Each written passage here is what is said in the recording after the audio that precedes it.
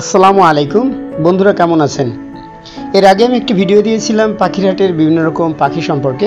এবার কিন্তু আমি মাছ নিয়ে এসেছি, অর্থাৎ এবার আমি পাখিরহাটে গিয়েছিলাম আমাদের এলাকার, সেখানে গিয়ে বিভিন্ন প্রকৃতির অ্যাকোয়ারিয়াম থেকে এই ভিডিওগুলি করা। আসলে একসঙ্গে এত প্রকৃতির মাছ কোনো অ্যাকোয়ারিয়ামে আপনারা দেখতে পাবেন না, তা আমি কিন্তু সে আগ্রহ থেকে এই ভিডিওটি করেছি। আশা করি আপনাদের ভালো লাগবে এবং যদি চান যে ছোট বাচ্চাদের দেখাবেন, আসলে তারা খুবই আনন্দিত এবং খুশি হবে।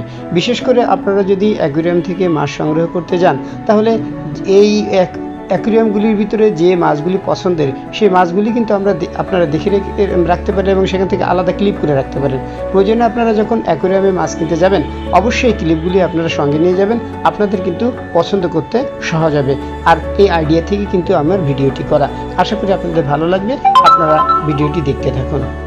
আর একটা কথা হচ্ছে, আপনারা যদি ঠিকানা জানতে চান আমাদের পাখিরহাটের, সেটা হচ্ছে আমি ভিডিওতে অবশ্যই লোকেশন মেনশন করে দেব, আপনারা আসতে পারেন। বিশেষ করে খুলনা অঞ্চলের যারা আছেন তারা কিন্তু এখানে সহজে আসতে পারবেন। প্রতি শুক্রবার সকাল থেকে দুপুর পর্যন্ত এই হাটটি বসে।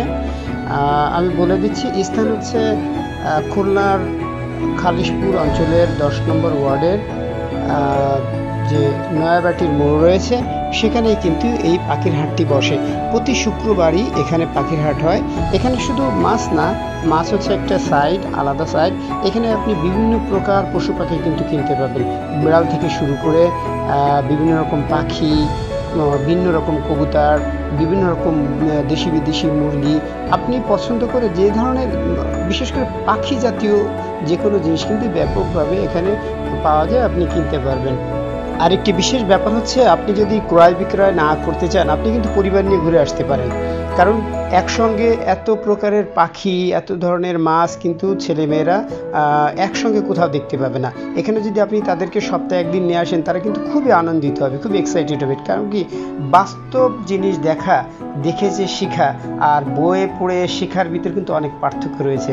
আপনি যদি ইচ্ছা করেন, অবশ্যই আপনার বাচ্চাকে নিয়ে আসবেন এবং বিভিন্ন প্রকৃতির মাছ সম্পর্কে তাদের জ্ঞান দিতে পারেন, বিভিন্ন রকম পাখি সম্পর্কে তাদের জ্ঞান দিতে পারেন। যেমন বিভিন্ন প্রকার কবুতর পাওয়া যায়, আপনি অন্তত মুরগি পাবেন 50 প্রকারের এখানে। শুধু তাই নয়, এখানে কিন্তু বিভিন্ন প্রজাতির বিড়ালও আসে, বিদেশি বিড়ালগুলি আসে।